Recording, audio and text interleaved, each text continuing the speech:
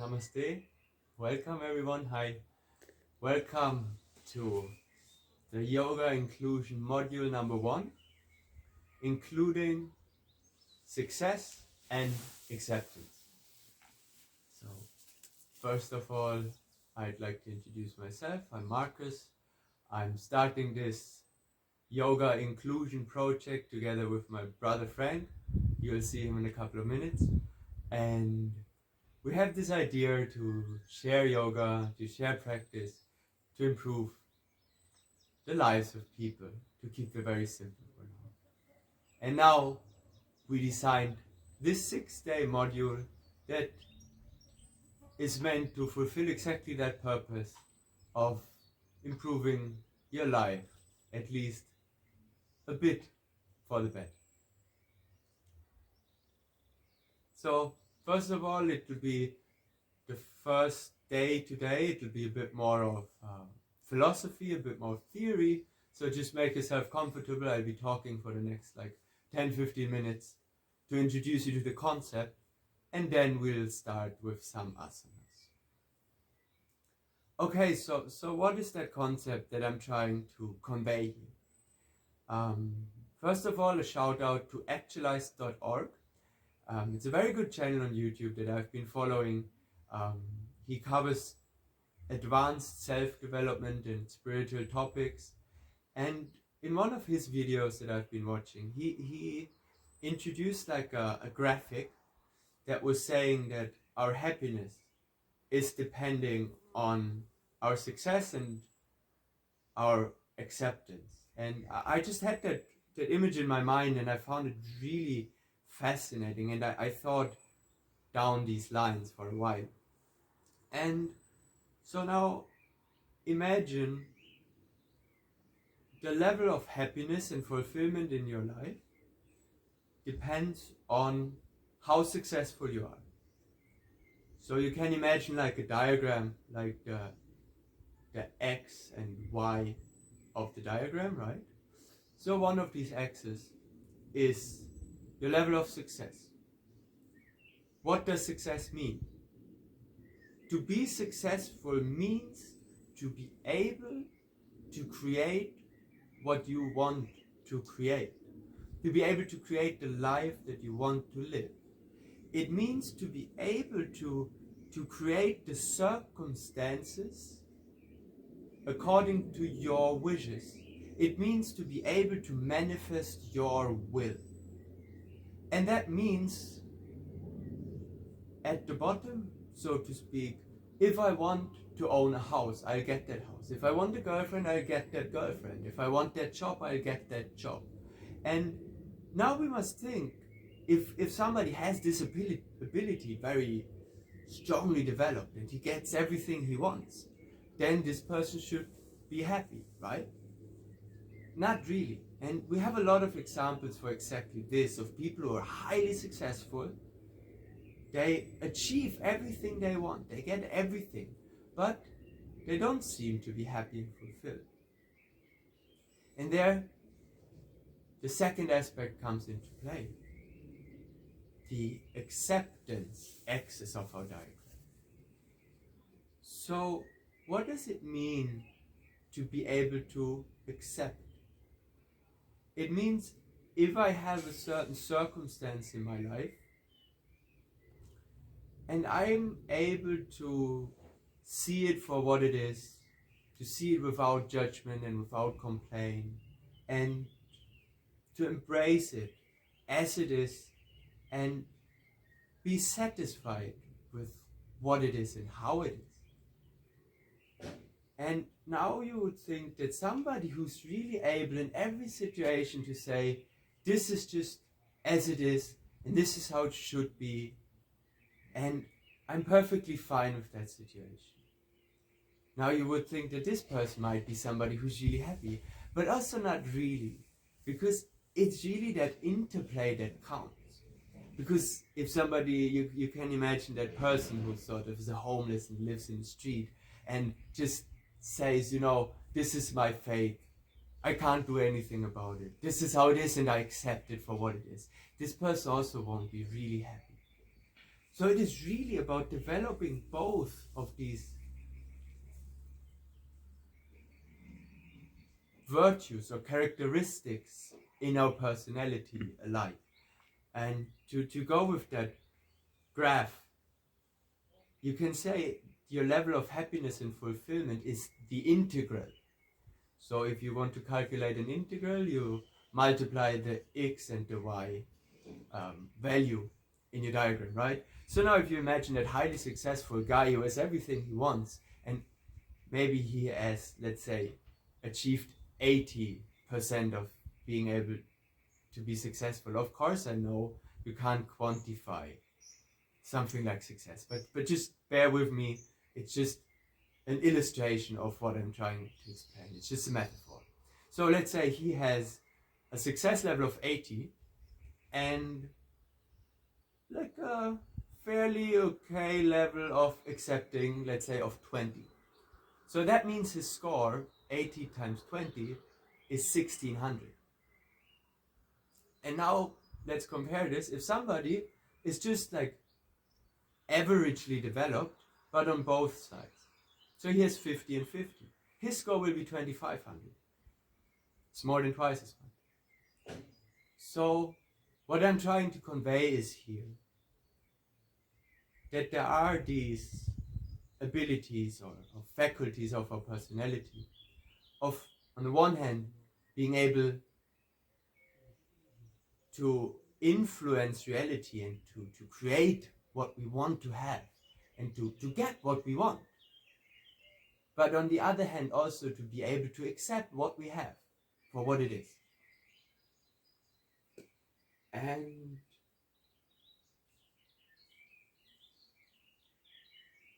excuse me, I need a moment to look at my sheet.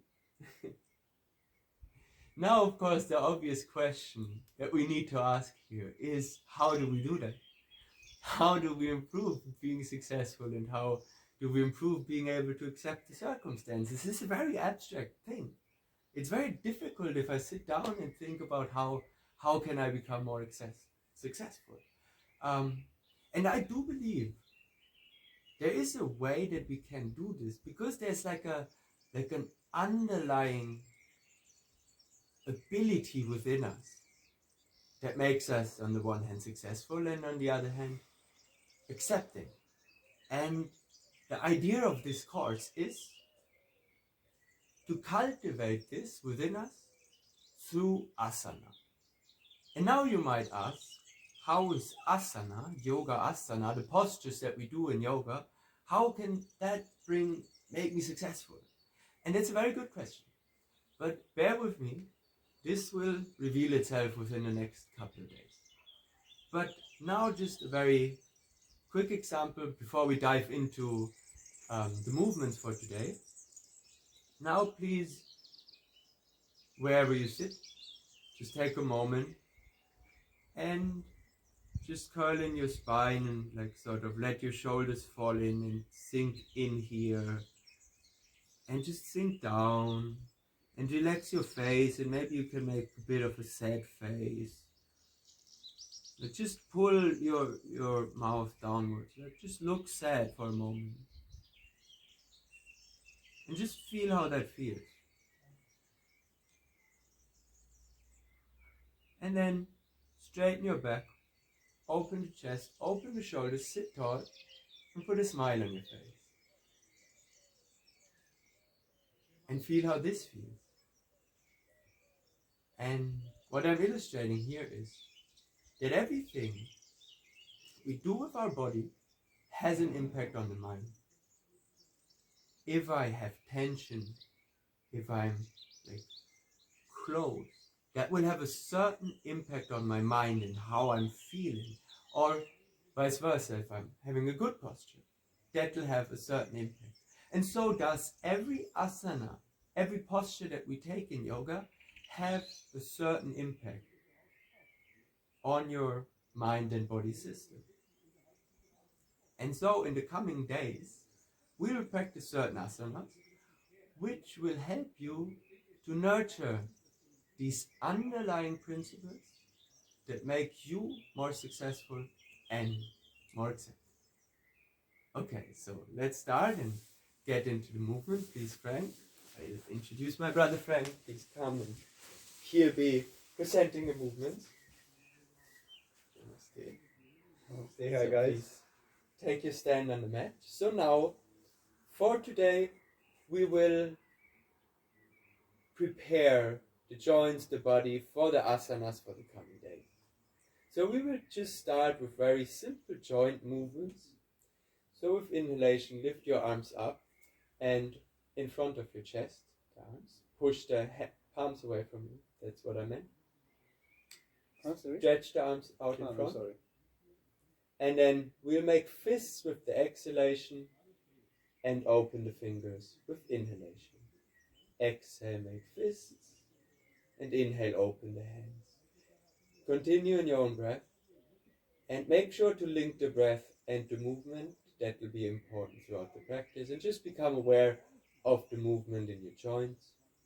And inhale, stretch the fingers up, and exhale, bend the palms down. Feel the movement in the wrist. Inhale up, and exhale down. This movement of the joints is very important to bring the lubricant in the joint and to gain awareness of the joint movement. We move through the elbows. So stretch your hands out in front, and as you exhale, bring your palms towards your shoulders. Inhale, stretch the hands out in front. Again, continue in your own breath. Feel the movement of the elbow joint. This movement of the elbow joint, it's a hinge joint, it can just bend. Do it once more. And bring the palms onto your shoulders. Bring the elbows close together and then rotate the elbows back and up with inhale, and exhale, bring them back in front of your chest. Feel the mobility of the shoulder joint. It's a very wonderful, very complex joint of the body. Allows a lot of movement. And then change the direction of the movement of the elbows.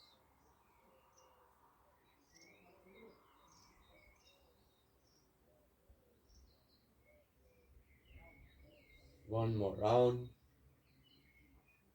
And then release the arms. Let them hang at the side of your body. We will start to move our neck, the most upper part of our spine.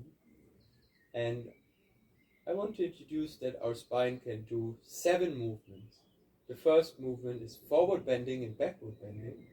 So with exhale, bring your chin towards your chest. And with inhale, slowly, carefully look up and back and drop the head back. Exhale, bend forward with the neck. And inhale, bend the neck backwards. Do that 3-4 times.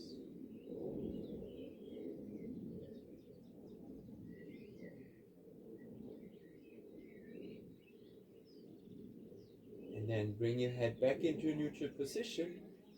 And movement number 3 and 4 is tilting the head to each side. So with exhale, bring your right ear towards your right shoulder. Inhale, come back to center. And exhale, tilt the head to the other side. Feel the opening of the opposite side that you're bending towards. Feel the movement in the neck. Inhale, center. Exhale, bend to the one side. Inhale, center. Exhale to the other side. Come back to the center once you've finished with the left side. And the next movement, number 5 and 6, is a twisting movement of the spine. So with exhale, you can look over your right shoulder. Inhale, center.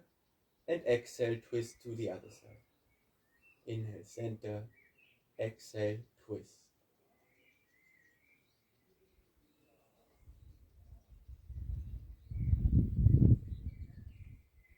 Once more at the right side. Center. Once more to the left side. And then come back to center. And now think a second, what is the 7th movement? It is elongation. So we have these muscles, these spinal erector muscles, and also our core muscles are important for this. And these muscles allow us to erect and elongate the spine. So you can imagine your head to be very light and to pull up. You can imagine a string pulling up from the crown of your head upwards. And this movement is very crucially important because we have the vertebrae and we have discs between the vertebrae, and pressure on the discs can be problematic. So if we're engaging these muscles that elongate the spine, that means we're taking pressure from the discs.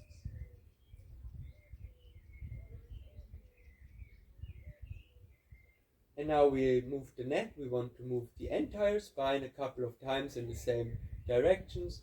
So with exhale, sink in and slightly roll forward, bend slightly forward, and inhale, just open the chest, roll the shoulders back, slightly look up, feel a slight arch in the spine. Exhale, soft forward bending. Inhale, soft backward bending. Once more, exhale, forward bending. Inhale, backward bending. And then come back to neutral. And we do the side bending. So with an exhalation, simply from here, slide your right hand down your thigh. Feel that the left side of your body is opening. Inhale, center. Exhale, bend over to the other side. So this is the lateral bending of the spine. Inhale, center. Exhale, right. Inhale, center. Exhale, left. And come back to the center. We do a gentle twist movement. So for this, just place your right hand in your hip and just softly turn your shoulders to the right. Look over the right shoulder. Inhale, center. Exhale, twist towards the left. Inhale, center. Exhale, twist to the right. Inhale, center. And exhale, twist to the left. Once more. Center. To the right. Center. To the left. Come back to the center. Now, once more, try to elongate the spine, and this time really from the bottom of your spine, just lift the spine, make it long, the belly comes slightly in, the rib cage lifts up, and the neck is nice and long. And really feel this lengthening throughout the spine. Feel what it does to your posture when you keep that length in the spine, how you can stand upright and what it does also again internally. And please, especially if you find these movements now boring, please, if this is the case, then do them especially careful, because they have a lot of value to be aware of the joint movement, to be aware of the elongation movement of the spine, and to do these simple movements with consciousness, especially when we're intermediate or advanced practitioners. So just for the record, there is an eighth movement of the spine, which would be compression, but we're not really able to do it with only contracting the muscles. I mean, I can sort of suck myself together, but we don't really need it most of the time, so I kind of leave it with 7 movements. Now we come to the hip, unbelievably important joint. So the thighs are connected to the hip, the lower back goes into the hip, and now what I want you to do is anterior and posterior rotation of the hip. Don't worry, it's not as bad as it sounds. So we're just tilting the hip forward and backward. You can place exactly your hands into your hips and then just get that tilt in the hip forward, where you slightly squeeze the butt and you feel that the lower back, the curve in the lower back flattens. And then if you rotate the hip backwards, you tense the lower back and you see that the lower back has more of an intense curve. Do that a couple of times. Exhale, shift the hip forward, and inhale, shift the hip backward. It can be difficult for some people to do this movement, but it is very crucial to be aware of the hip position and to be aware of that tilt of the hip forward or backward. So please just keep doing it a couple of times. And if you are not able to get this mind-muscle connection of like, how do I do this? It can feel weird at the beginning, I know. Then please practice this. It's like for some people, if you try to lift one eyebrow at a time, it's weird. But you get it. You just get it by time. So just do it a couple more times. And then just release, come back to the center. You can maybe shake your hips slightly and relax and bring it back to neutral. So this is tilting the hip forward and backward. Now we talk about the rotation of the hip. So I have the thighs, which the femur bones, the thighs come into my hip, no? And now see Frank's thighs, they're neutral. Maybe turn a bit towards the camera. So now just see how his thighs are neutral. And now we want to rotate the thighs open and open the hips. So you just turn the toes facing away from each other. And now this opening, this external rotation of the thigh, this is what we call open hip. Later we will do open hip standing asanas, for example, warrior 2. So just keep that in mind that we can open the hip, externally rotate the thighs, and we can internally rotate. So just bring your toes pointing as much towards each other as possible, and just feel like that inward rotation, feel where the stretch is. Get a sense of that inward rotation of the thighs. And then come back to a neutral position, wherever your neutral might be. For some people, neutral is when the feet pointing forward. For some, the feet may be slightly pointing out. Okay, so now let's move the hip a bit. So with inhalation, lift the right leg up, externally rotate the knee, and bring the foot back down. Do this circulation. We lift the femur up, externally rotate, and bring the leg back down. Do that 2-3 more times. Inhale, come up. Exhale, come down. And then one more time. And then we change the direction. So we lift out to the side. We do an internal rotation. Then we release the leg. Inhale with opening, closing, and releasing the leg. Do it one more time. Open the knee, close the hip, bring the leg back down. And on the left side, of course, the same. So inhale to lift the knee, then external rotate, and exhale, bring the foot back down. Do this circular movement with the breath. Inhale up, rotate, exhale down.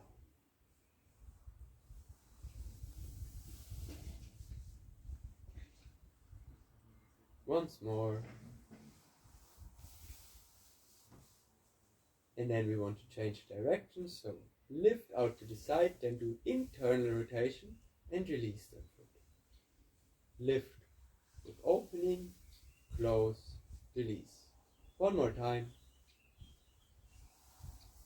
Then bring your foot back on the mat. We move to the knee joint. So for this, just simply lift your foot from the ground, lift the knee a bit up, and then stretch the knee out, and then exhale, bend the knee. And one important thing with inhale, stretch the knee, exhale, bend the knee, continue in your own speed. And notice, it's important to notice that the knee can only move like a hinge joint. So there is no rotation possible, like as in the wrist it can rotate, but the knee can move only backward and forward. This will become important later. Just notice that the knee is just opening and closing in a straight manner. And bring your foot back down and change the sides.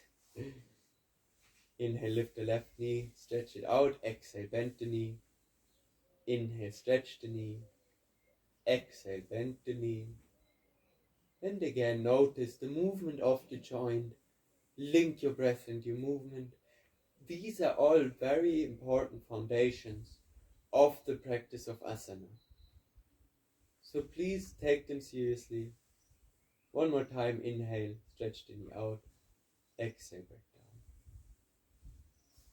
Then just for the ankle and for the feet, so lift your foot up, then move the ankle circular ways. You can circle it clockwise a couple of times, anti-clockwise. Notice here this joint, it can move up and down and to the side. This is why we're able to make a circle.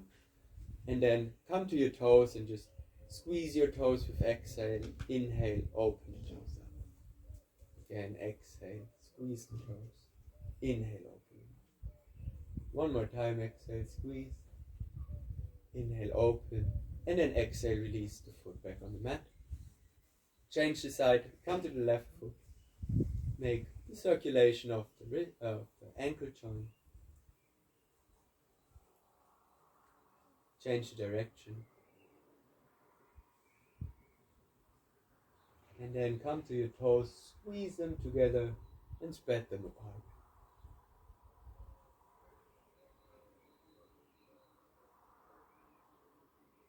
Inhale, open. Exhale, close. And then release your foot back on the mat. So now we've been moving all the joints in the body. And this is, as I said, it's something very important. And I can really advise you doing this in the morning, right after getting up. It can be just a 5-minute routine of just moving through all your joints. Like in this manner, starting from the fingers, small joints, big joints, bending in all directions. Awesome. If you start your day like this, awesome. It makes such a difference. And one more little trick on the side you can try, which is really like sort of changing my life, such a tiny thing. If you in the morning, if you drink a big jug of water with a little bit of lemon and salt, if possible, get some salt of the mountains, not of the seas, because unfortunately our sea is pretty dirty nowadays. Otherwise, don't bother. Just a bit of lemon, a bit of salt. Have a big jug of that in the morning. It really helps to get your system going, to bring back the minerals and the water that you lost during the night. So just that on a side note. I read it in a book, I tried it, I find it awesome. So maybe you want to go ahead, try it, find it awesome, or don't find it awesome. Okay, so now we've been moving through all the joints as a preparation to begin with asana. Again, today we will do only a couple of preparational asanas. We have 5 days ahead, so don't be in a rush. From here we come into samastiti, equal standing. For this, bring your feet close together. They can be touching, they don't have to. And we want to activate the body.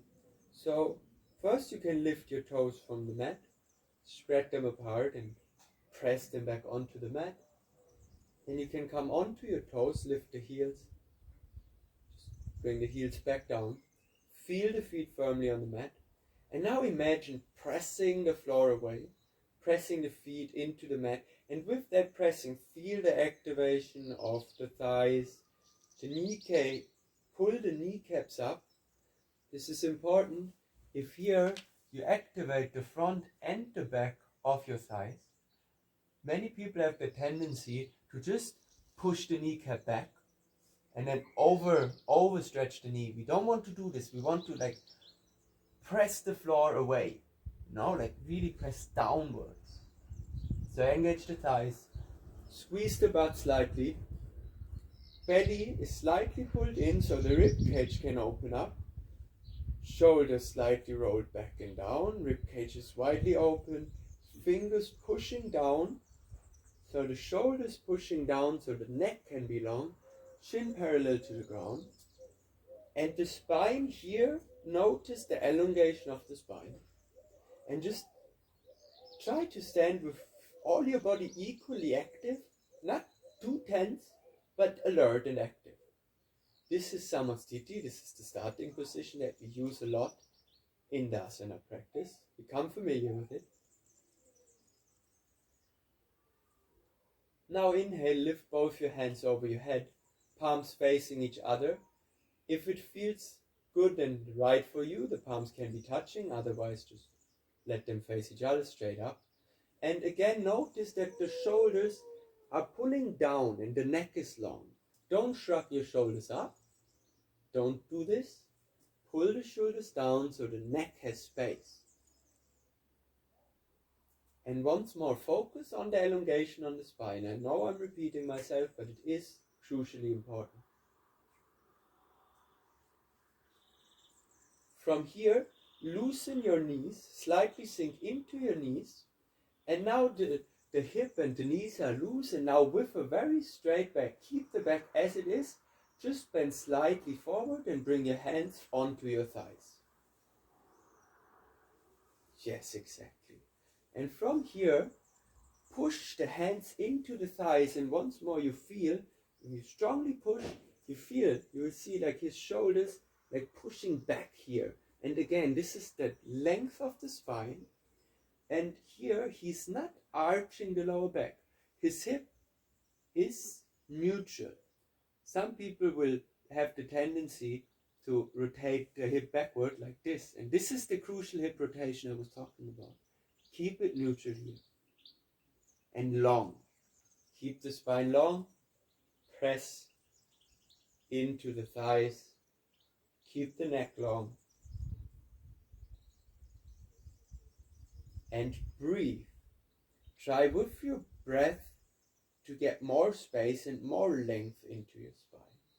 And that makes sense because the lungs need space, so you can consciously, with deep and long breaths, make the body even longer, reduce the pressure on the discs, and get that elongation. We will come one more time with an inhalation with both hands over the head, and then extend the knees, stand straight up. Do this one more time. Do it actively. Breathe deeply into the bottom of your spine and imagine breathing up all the way, making length. In the first yoga teacher training, I really had problems doing that. So I stood like this in my asana practice for like 5 minutes at the beginning of the practice. And it really helps to get that feeling, that sense of elongation. We'll need that in other asanas later. From here, first release the arms with exhale. Then open the hips, open the feet hip wide apart, feet pointing out slightly. And we want to squat down, and you can either lift your arms up if it's comfortable, or just don't think about your arms first of all. Don't think about them, let them go wherever they want. But just make sure to sit down and leave the pressure on your heels. And then just sink down as far as you can without lifting the heels. If it's here, it's fine. If it's deeper, it's fine. Just sink down as far as you can, and keep the spine long. Especially here, when we squat down, we'll have the tendency that the hip tilts forward. So when we come a bit further up, then you can actively counter that with the rotation of the hip backward to keep the spine long. I know it's difficult, stay strong for a moment. A drop of sweat is always fine. So inhale again here and really create that length in the spine in this difficult posture, because now the back of your thigh is pulling the hip in this way. These muscles want to rotate the hip, but we need the strength and the control to not let this happen. Okay, now I let you off the hook, squat down, come on your butt, sit down in Dandasana, which is the starting position for seated asanas. And here, please, first make sure your legs are active. It's same like standing, but now we're sitting. But first make sure your legs are active so you can pull the toes towards you. And again, like pull the kneecaps upward. So you're not just pressing the knees down and overarch them. You engage both the quads and the hamstrings. And then the kneecap pulls upward and not just back and down. Okay? And then you can either place your hands beside your body or also on top of your thighs if that feels comfortable. And now again, just keep the spine straight. And that will be difficult for most people. And sitting like this to keep the body up, it takes a lot of core strength because, again, the posterior chain here of the legs will sort of have the tendency to pull you back. But we want to be strong and we want to have control. So we can sit straight like this for a minute, maybe for two. Again, it's like standing. The belly is slightly pulled in, the rib cage is lifted up, the shoulders pressing more down so the neck has space, and the neck is nice and long. Once more, take deep breaths, and with the inhalations, really make yourself even a bit longer. You can do it.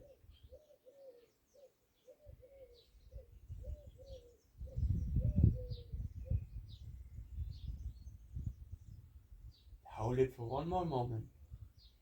Just get that awareness of that posture.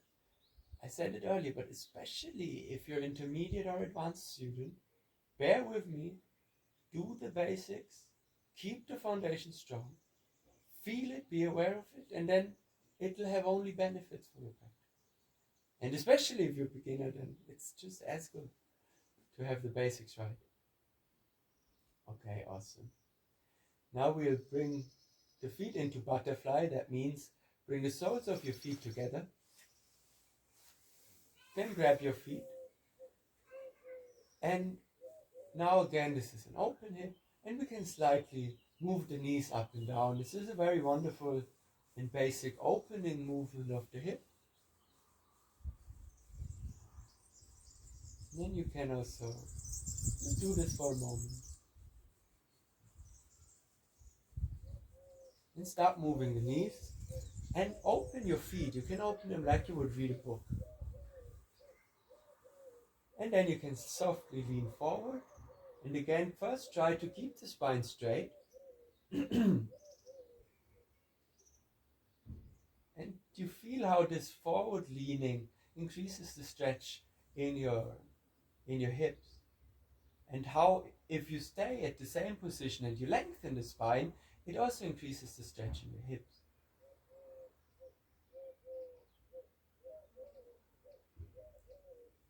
Now again, this is open external rotation of the hip. And forward bending at the same time. Come up once more.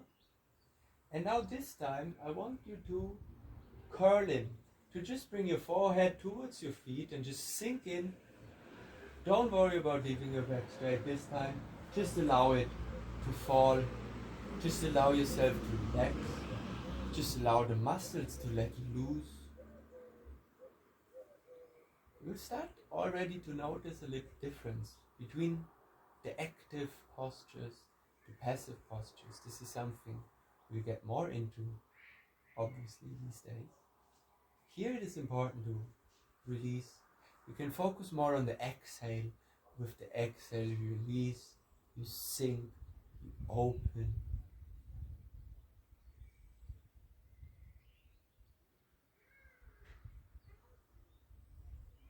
Wonderful. Come back up. Straight sitting. And we'll do rocking the baby. So please come into like a cross leg. Or you can straight one leg out. Whatever feels comfortable for you. Then grab your knee and your shin. And interlock the fingers and bring the knee as close as comfortable for you. And then just rock it side to side as it would be a little baby. And feel a nice opening movement here at the back side of the right hip.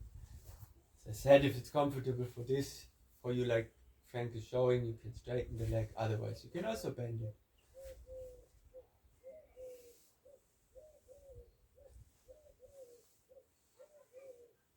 Just loosen the hips up a little bit. And release the right leg and take the left leg. Grab the knee rock it side to side. Don't pull here, be gentle, it's a baby, you're rocking a baby. Be nice and gentle to yourself.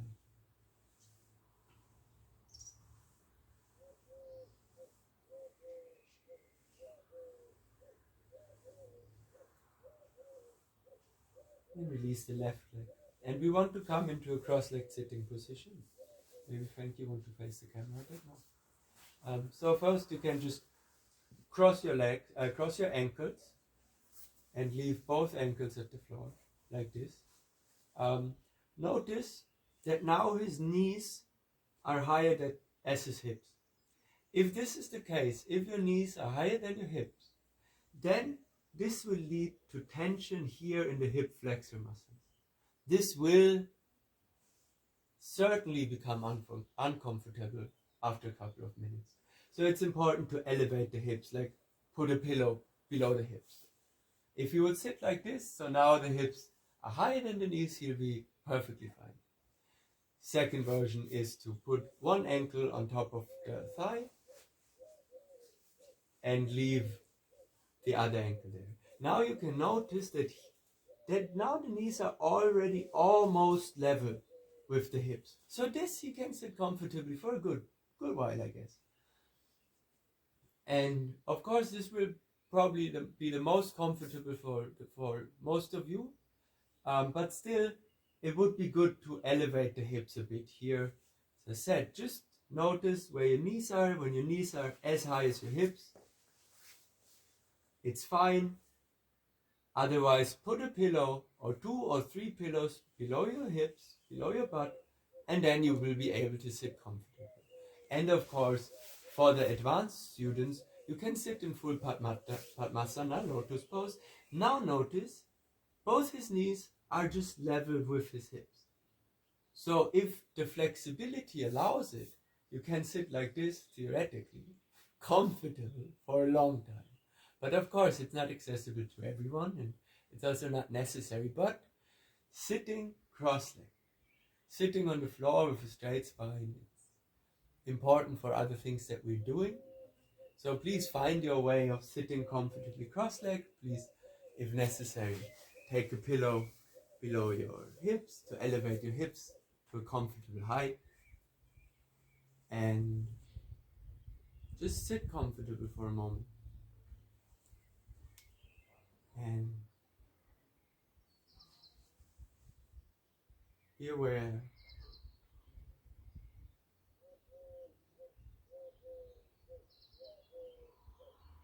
and we'll finish the sequence for today with the most basic and yet probably one of the most important pranayama, which is breathing exercises, which is called yogic breath.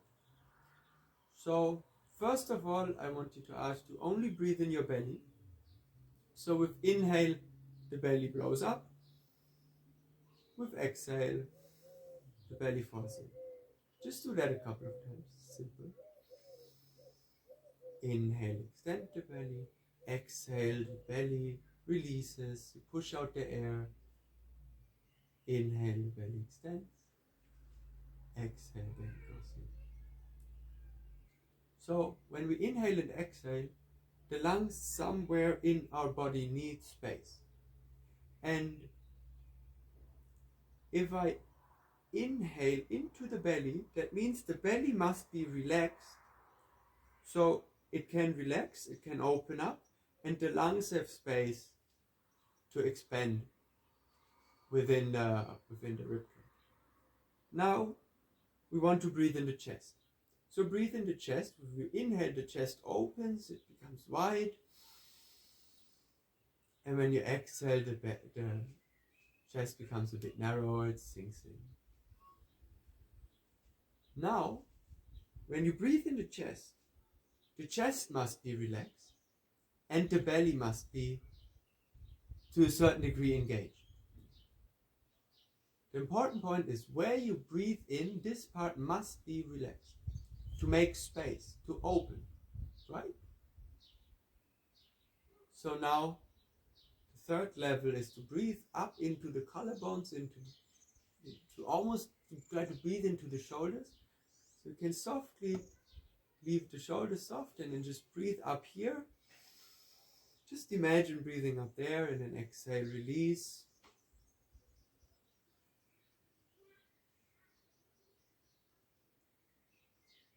Do that a couple of times.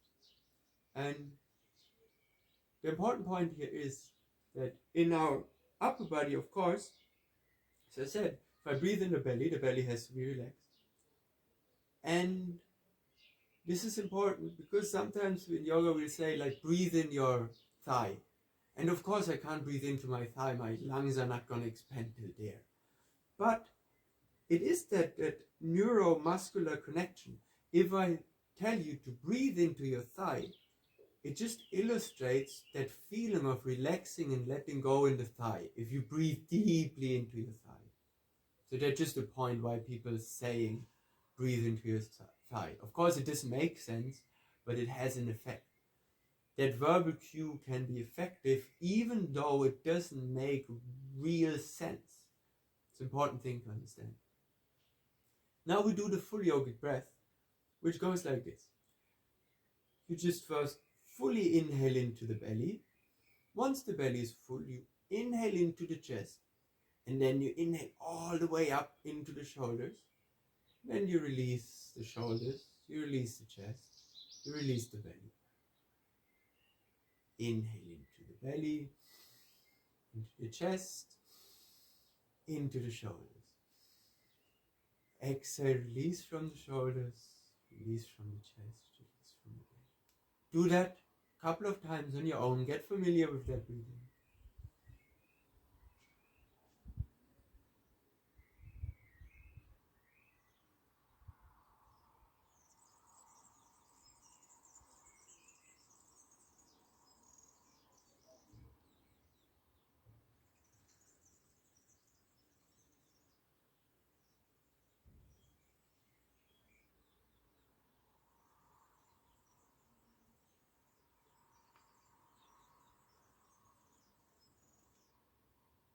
Let's take 2-3 more of these full inhalations and exhalations. This is how we use the entire capacity of our lungs, as opposed to most of the day when we breathe really shallow.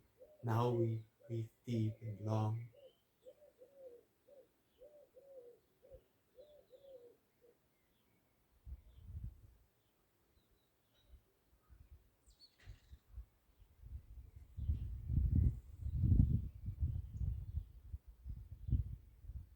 And then we want to close today's session with chanting 3 ohms. For this, join your palms in front of your heart center and take one full and deep breath in. Complete breath out. Then inhale for the Om.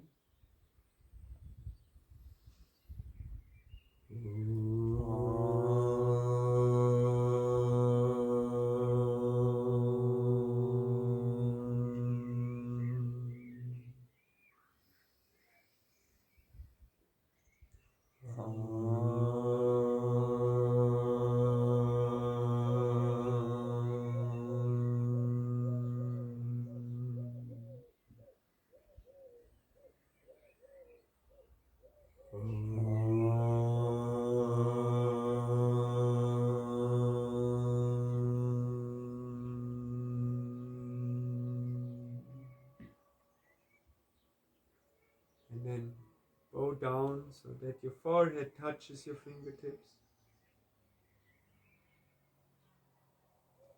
A sign of gratitude and respect. Symbolically, we're connecting the mind and the heart, so bring your hands back in front of your chest. Namaste, everyone. Thank you for being here. Thank you for joining the first day of the 6-day course. I hope you liked it. I know that the Asana part was quite basic, but that was just the foundation, the preparation for the for the actual asana part. And I hope you got a little glimpse of the concept that I'm conveying here, this idea of success and acceptance. And it might still be a bit fussy, I know, but it'll reveal within the next 5 days. It's just the first out of 6, so take your time and just make the commitment to stick with that, to do it every day, to play that video every day whenever it's your time, when you're free. Just do it 6 days in a row, and then you'll be settled for this process. So just please stick with us and have a great day. Namaste, everyone. Thank you.